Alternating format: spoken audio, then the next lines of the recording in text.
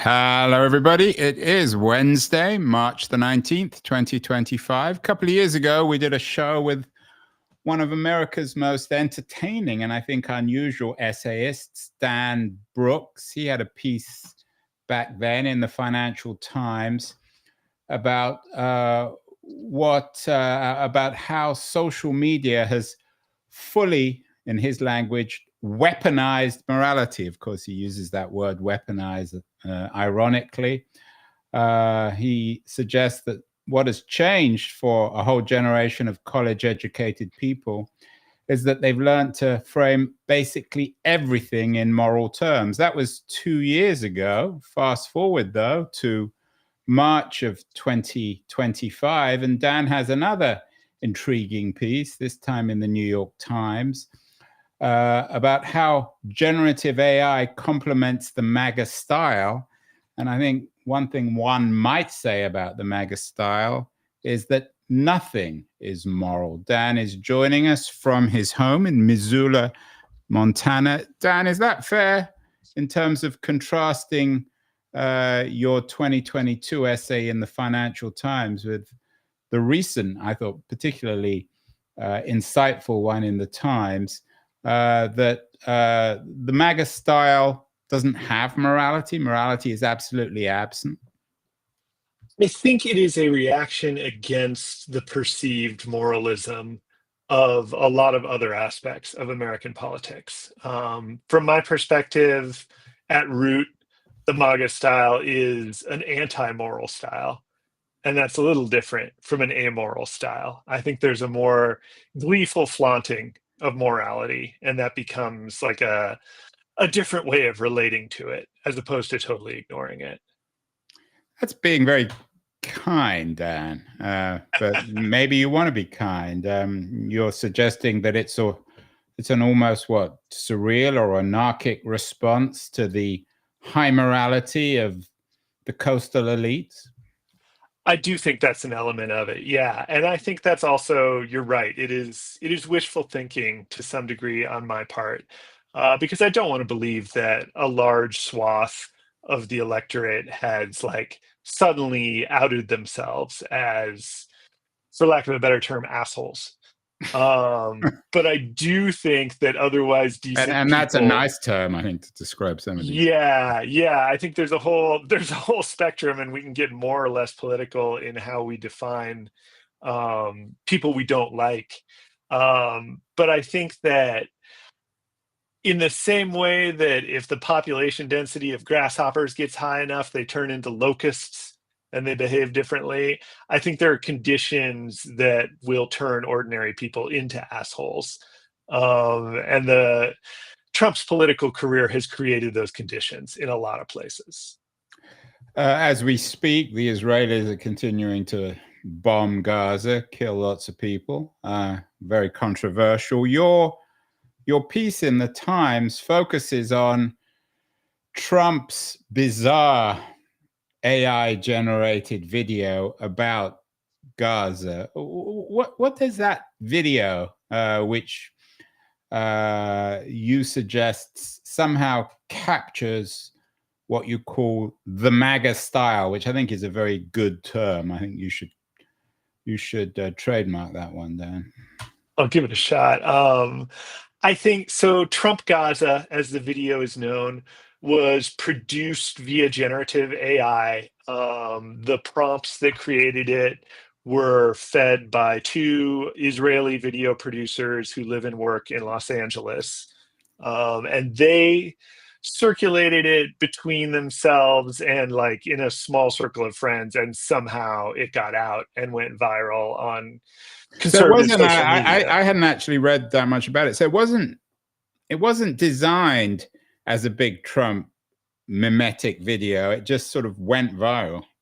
Yeah, Trump himself did not make the video. He posted it on Truth Social with no comments whatsoever. And for those who haven't seen the video, it's 30 seconds. It's in the style of a tourist advertisement. And it starts with sort of before images of Gaza as we know it now, with like rubble and armed people and children wandering around. And then the after images are of a sort of Riviera in the same place. Casinos, people eating hummus, a computer generated person who looks very much like Elon Musk. There is a large golden statue of Donald Trump. It's very over the top in its presentation. I mean, And this, it's like speaking of aesthetics, it's Trumpian architecture, or it's Trumpian aesthetics, isn't it?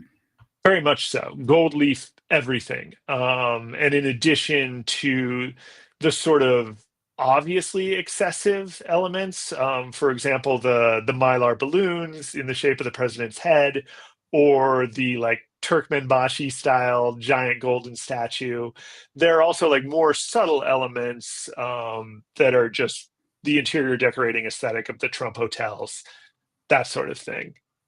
So there's a continuum of elements that are clearly intended to be comical or satirical, and other elements that seem to be fully in earnest. Um, and this is kind of the essence of the Trumpian or the MAGA approach to irony. It's not a we're going to say the opposite of what we mean. It's going to be we're going to say things that are exaggerated versions of what we mean, some things that we do mean, but we don't really want to own, and other things that we don't mean at all mixed together. In other words, you can say anything you want, and if people get offended, or if people that you don't want to offend get offended, then you can claim you were joking. Otherwise, it's a big joke. Meanwhile, Dan, I'd probably fall into your weaponization of morality article from the FT. Hundreds, indeed thousands of women and children are dying in Gaza. So this, at least from my point of view, is deeply offensive, isn't it? I mean, Absolutely. to make such a trite video about human suffering, I don't want to make the Holocaust equivalent, although I am going to. I mean, it's almost as if Leni Riefenstahl made an ironic video about the death camps, isn't it? There is absolutely that overtone to it. And I think my record will indicate a willingness to make things funny that other people do not consider funny, or a willingness to joke about things that are very serious. I think one way that we can do service to things that are very serious is to approach them through a lens of humor and hold ourselves to those constraints. However, what's happening in Gaza is not funny at all. And I think there there are ways to be funny about it that I would not find off-putting or unethical in theory, but this is not one of them. This does seem to be a celebration of not caring what is going on in Gaza right now. And I think that Trump's plan for Gaza, which he may or may not mean very seriously, that he articulated in February, that he would relocate the people of Gaza and redevelop the area as a kind of resort or destination property. That's an evil plan. I think that would fit the UN criteria for genocide or ethnic cleansing, if nothing else. So I do think that is sort of the point of this video, to make an irreverent video out of something that people rightly hold as not funny at all. In your excellent Times piece, you talk about the irony in the video. You say it's not the stable irony of a Jonathan Swift or a Stephen Colbert, but it's nonetheless ironical. In what sense? And what does this mean if this is indeed ironical? Does that mean anything can be ironical? It does, and this is a gigantic problem. The terms stable and unstable irony, I'm sure I know that they are used outside of this context, but I first encountered them in Professor Wayne C. Booth's excellent book, A Rhetoric of Irony, which is as engaging it doesn't as it sound very ironic, Dan. No, it's surprisingly funny for what it is, but it is still a scholarly monograph on different types of irony. And he very early on in that book introduces a problem, which is whether something is ironic is a judgment that is left almost entirely to the reader. obviously, like, we can intend things ironically or intend them sincerely, but we've also had the experience where you say something sincerely and people assume you're being ironic, or vice versa. And the question of how do I definitively prove that something is ironic immediately leads us into thickets. You can't really do it. And that is the reality that this sort of unstable MAGA irony trades upon. You get into an ironic mode of speaking, and it expands the range of things that you can safely say. And this is hugely useful for a political movement that is still outside the mainstream of American political discourse or American political ideology in many areas. I mean, you wrote an interesting piece a couple of years ago about how President Trump has ruined political comedy, for better or worse. I mean, it was again in your own way, and I mean this in a complimentary sense, an ironic piece.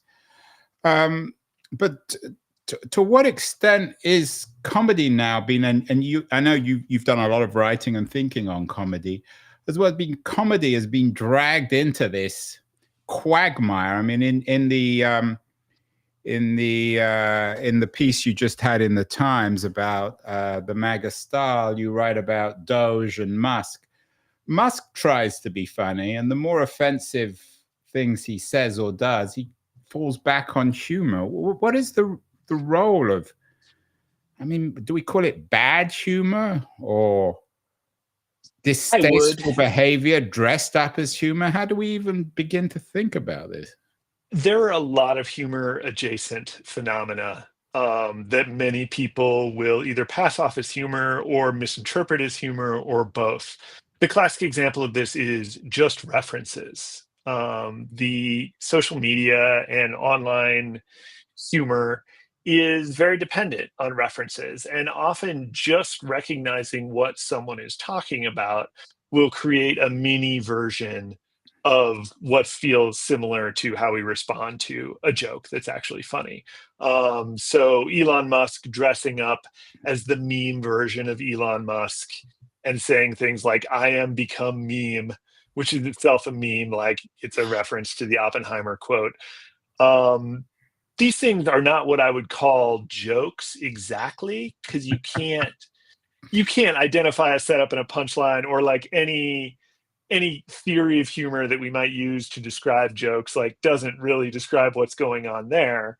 But at the same time, it creates like a sort of jocular tone, like an atmosphere of joking Yeah, I mean, around. it's the, and I don't like this term, but it used to be popular. It's not anymore. It's the postmodern quality of Musk in particular, when he appears on television or in photographs or at events with a big chainsaw, and he's playing Musk with a chainsaw, isn't he? And he seems to Yeah. think it's funny, and I guess some people agree with him. Yeah, and I think at this like stage in Elon Musk's life, he is so far removed from normal human experiences that he would have a very hard time being funny, just because like the human condition increasingly does not apply to him, for better or for worse. So what does that mean? You mean he's subhuman or post-human? I would say he's something orthogonal to human. I think it's a bad idea to start declaring people subhuman. But I also think I do not hold Elon Musk in high regard. He's one Well, of post-human's a better term in where I am in Silicon Valley, where he might even embrace that idea. Yeah, I think he would. And there is, and we definitely see it in generative AI, an anti-human strain in that culture. Um, the technology of increasing human efficiency is, in my opinion, fundamentally an anti-human project. And so much of Silicon Valley is about increasing human efficiency one way or another. So it's anti-humanism, and that's another interesting piece of your article about the role of generative AI here. You know, some people would say technology is just technology; it's not culture. But of course, we know that's not the case. And you seem to be suggesting in this intriguing essay, Dan, that this irony, this MAGA irony, is somehow in sync, literally and metaphorically, with this new technology of AI. Is that true? I do. Yeah, that is an accurate way to characterize my argument here. It I think it's undeniable that online conservative communities and conservative influencers have embraced generative AI to a greater degree than the median in the culture. I think up here you have like venture capitalists who seem extremely into AI, but a close second, I think, is MAGA meme accounts that are just using it to generate a lot of images and do what is commonly referred to as shit posting, like just put a lot of stuff up there and see what gets traction. And I think that AI has allowed them to reach audiences that are maybe not interested in just words, which are the easiest thing for most people to produce at home, and maybe are more interested in moving images or static So images. it's the TikTok world of what, 30-second videos, and Instagram, which of course is where the Trump Gaza video first appeared. Yeah, absolutely. And that video, from a technical standpoint, is much, much better than anything I could produce, and much better than anything that most professional video producers could produce in the same amount of time. There is an undeniable, like, cost benefit value here. What you get for the time and money is very good. It's just like still much, much worse than anything a human being who cared about it would produce. Dan, is it possible that the joke is on us, in the sense that this is the new culture and we're the fuddy duddies who want Hollywood produced stuff and traditional Swiftian or Colbertian irony, and we just don't get it, and we're back in the 60s? There have been lots of pieces recently about young people's rebellion, especially young men's rebellion against the conventional culture, and now they all seem to be voting for Trump. Is it possible that we're back in the 60s and that we're the conventional ones? We're the men in the gray suits, even if we might not actually be wearing them?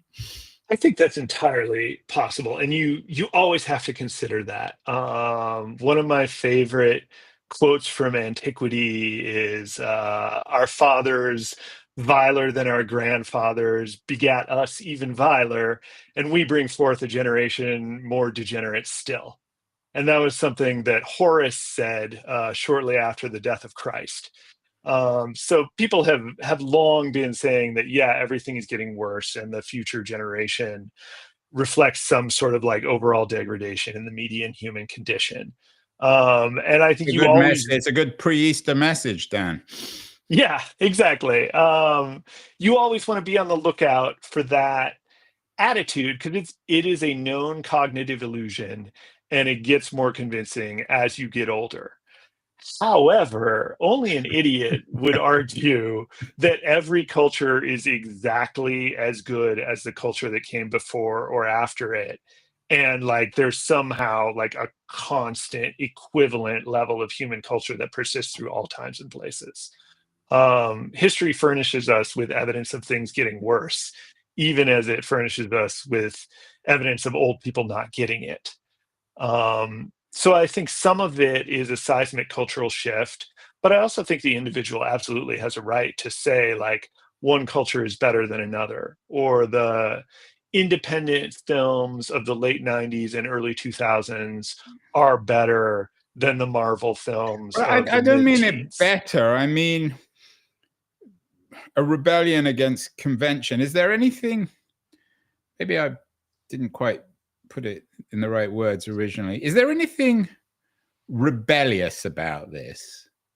Absolutely. About this, what you call the MAGA aesthetic? Is it another form of surrealism? I mean, the fascists, of course, were close to some of the more uh, radical ideas of modernism. I mean, is there some interesting intellectual stuff going on here? Um, Intellectual, I'm not sure, but aesthetic, definitely.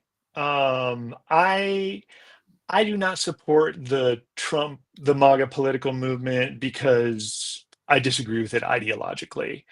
However, they're having more fun than the people that I agree with politically.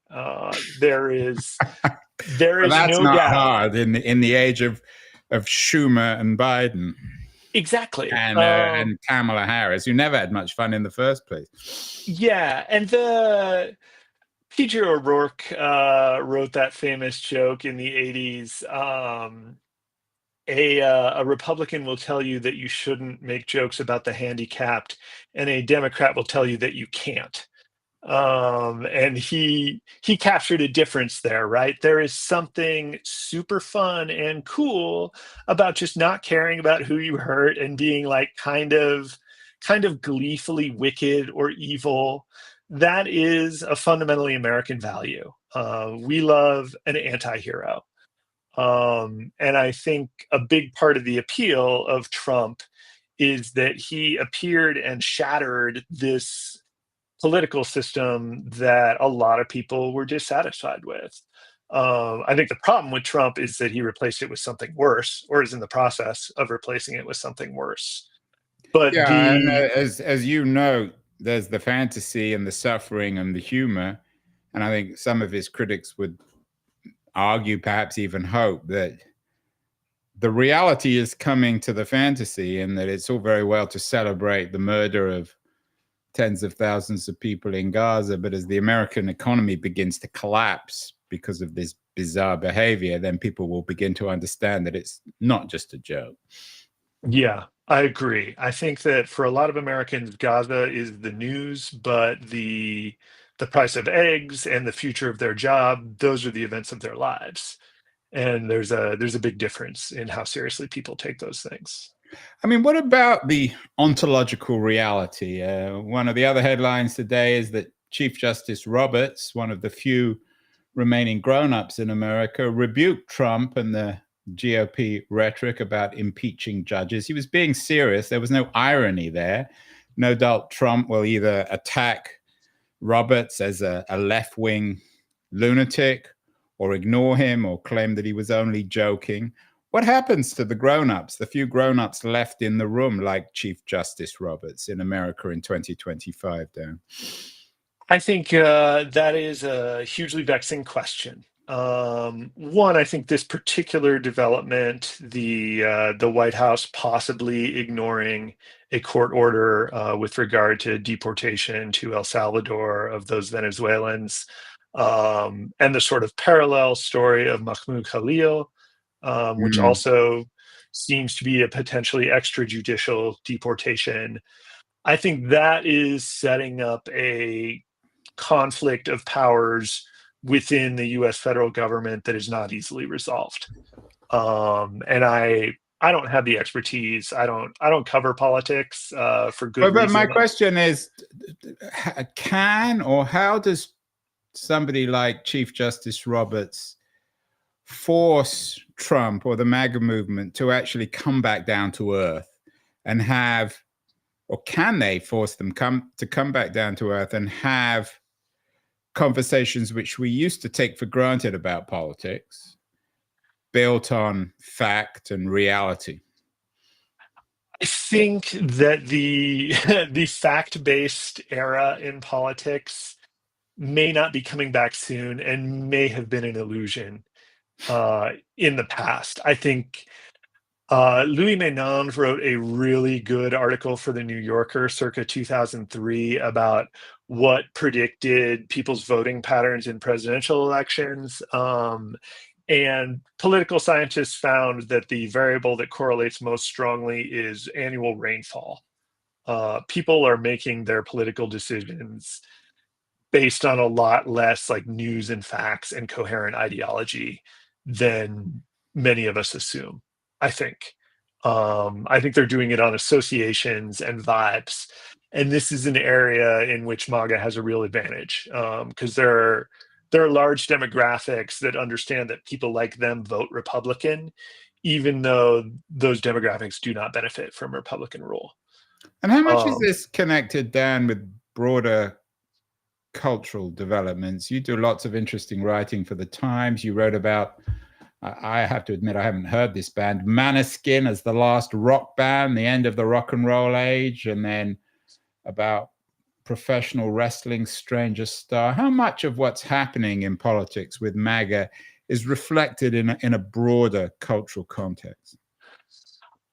Definitely the irony is of its time and of our culture. I think like this culture is so much more ironic than the culture of the 80s.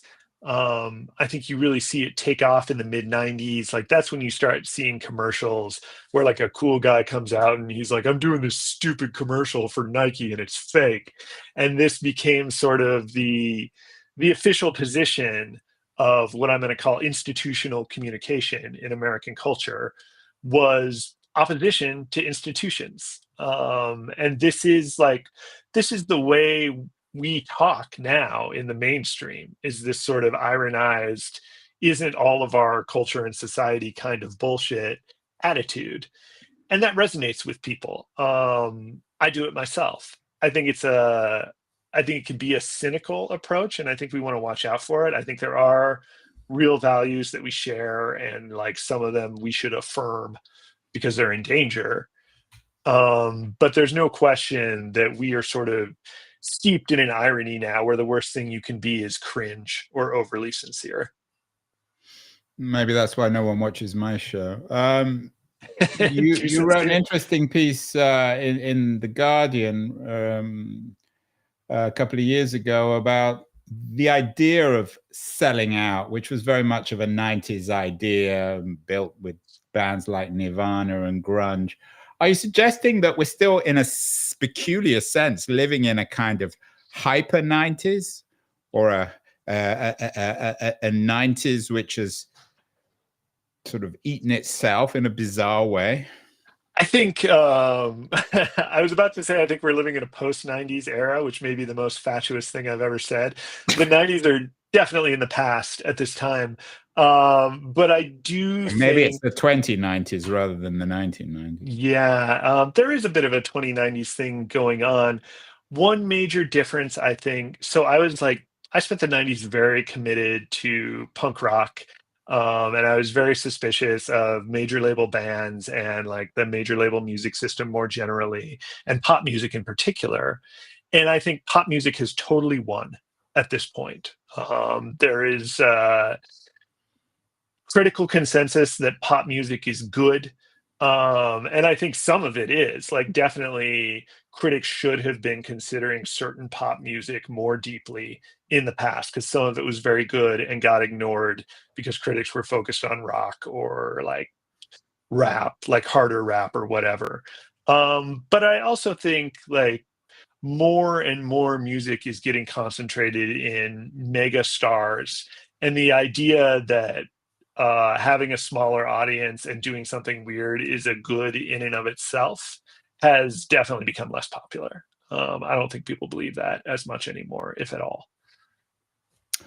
I still, and I am deeply offensively conservative, but I still believe in an ontological reality. You wrote an interesting piece recently about the impossible burden of playing Donald Trump, but I really enjoyed the Apprentice movie, which Sebastian Stan played Trump. I thought extremely well, and he was actually nominated for an Oscar this year. Maybe he should have won it.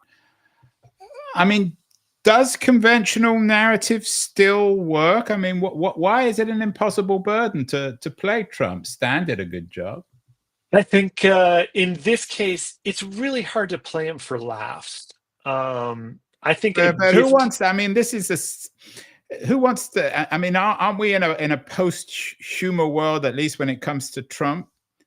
Maybe, and I think that's the vexing question. I write a lot about comedy; it really interests me, and the question of why. Did you see The Apprentice, by the way? I did not see The Apprentice. I mean, it's not very funny, but it's not designed to be. It's sad, almost tragic. So I was going to ask you, like, what is the overall aesthetic effect of The Apprentice? Like, do you come out of it being like, do you sort of pity Trump because of what he became, or what's your response? That's a good question. You certainly don't pity him. the film presents him as a relatively normal person. It's not a pitying film, and the narrative is not going from good to evil, but it just shows the gradual descent of an ambitious young man into this corrupt, post-human figure we seem to be burdened with these days. Yeah, the morality is, I mean, he doesn't do anything particularly evil. I mean, he's presented as relatively normal. The worst thing he does, I guess it's pretty bad, is he half rapes his first wife, which isn't a good thing, of course, Yeah, but it's it bad. somehow naturally comes out of his behavior. It doesn't seem as, it sounds worse than it actually is in the movie because it's a natural part of the narrative. I think so. That sounds, first of all, like a well done film. I think You should definitely see it. It's worth seeing. I think you'll, I mean, I don't know if you'd, enjoy is not the right word, but given your interest in playing Trump, I'd be intrigued with what you think. And one project that I try to take on when I'm doing profiles and that sort of thing is to always write sympathetically. And in I've profiled a lot of people that it's easy to sympathize with. But my editor at the Times and I, Willie Staley is my editor. He's really good. But we have sort of a long running theoretical project that we refer to as Profile of an Awful Person. For a while, we were trying to do Bashar al-Assad's U.S. publicist, Yeah. someone who you would have a hard time sympathizing with, and then try to write a profile that allows you to understand how it all works from their perspective, like why they're doing these things that seem so far outside the bounds of what most people would do. And I think Trump is a very interesting figure in that regard because he is so far outside the bounds of normalcy at this point in his life. But I assume it all makes sense to him from the inside. Yeah, he seems still angry. That's my reading of him, that he somehow feels to be burdened with injustice. I don't know whether that's part of his shtick or whether it's genuine. I do think there's a grievance there. And I think, I was lucky enough not to be born into generational wealth. But I think that if you are born in those circumstances, you always get an asterisk next to anything you accomplish. I do not think that Trump is an especially genius businessman, but if he were, you could always criticize him for starting with money and connections. Yeah, I Um, always thought he's got a bit of a bad rap on that. I mean, a lot of people are born with wealth. Most of them don't take their parents' money and triple it or quadruple it, whatever he's done. So I think on the financial side, which is neither here nor there, really, he's not as dumb as some people present. Finally, Dan, I was interviewed on yesterday's show about the current state of American journalism, and one of the remarks I made was that I just don't know where all this is going. I don't mean to sound like a kind of Fukuyama style end of history person. And it's kind of reversed because Fukuyama's end of history was a positive development. But it's hard to imagine how more ironic or absurd this whole Trump thing can become without it just basically collapsing on itself or something really terrible happening and America waking up.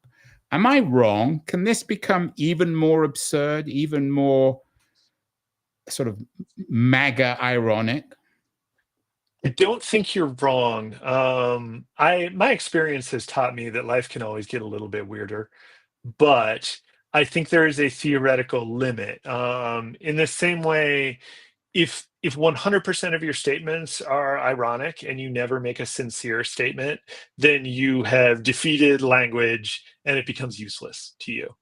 And I think by the same token, there are certain bedrock goals and projects that the Trump administration is not screwing around about. I think the most immediate example is lowering taxes on high earners. That's been a consistent principle of theirs, and they have not violated it. They have always acted to do that. First thing. Um, I think the larger question of like how willing are they to flaunt norms and this and that, that could get worse. I think he's still wearing a suit in the White House, and I don't think that'll ever change. But otherwise, I think you could see him become the first president to, for example, tell the Supreme Court to have sex with itself, or like some sort of wild violation of pre-existing norms. Or It might be declare coming. that he's not going to pay the national debt and try and Yeah, stiff his lenders in the same way as he did that in business terms. yeah. I think the finance community might not let him. I think that's one way you see the end of his political career. And Right. there Wall Street are, is, I mean, in the same way Liz Truss's career in the UK was destroyed by the markets, it seems one of the few ontological certainties that there's no postmodernism in the market. There's no irony. yeah, and I think Trump is still subject to the reality principle, just like the rest of us. I think the scenario in which he screws around and causes a recession and suddenly becomes a Carter level unpopular president is completely plausible. And then what becomes of art in that world, Dan? Do we go back to more conventional movies? Do we lose interest in absurd, supposedly ironic Gaza videos of Trump and Musk dancing around in a Mar-a-Lago style Gaza? I think those videos are going to become a permanent feature of our cultural landscape. The same way that static image memes with what is it, Moderna font or Verdana or whatever that font is called, Impact. Those are just a recognizable form now, and they're out there, and they have an audience, like a dedicated audience, roughly the size of the dedicated audience for like opera or ballet, and then a casual audience that sees them with about the same frequency your average TV watcher is going to run into the Nutcracker or Swan Lake. And so I do think that once the honeymoon period with generative AI is over and people are like, okay, what are the actual use cases of this technology? We are going to see amateurs continue to use it the same way they use Photoshop today. Cult of the Amateur, how generative AI complements the mega style by one of America's most original and uncompromising essayists, Dan Brookes. Dan, great to have you back on the show, and I hope it won't be 2 years before you come back. You offer a view of America that is important. Thank you so much. Thank you, Andrew.